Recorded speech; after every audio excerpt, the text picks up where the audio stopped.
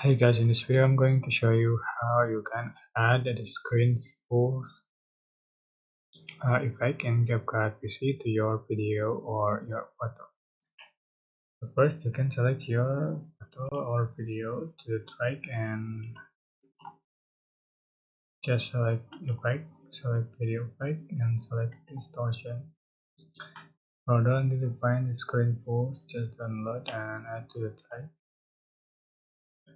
You can adjust for the duration in the same way, the duration of the effect.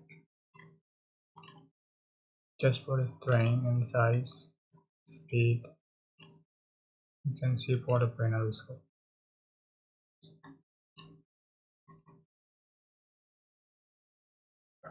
Yeah, that's it.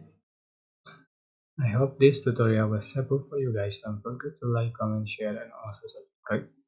And if you have any questions, please leave in the comment section. So, thank you so much for watching.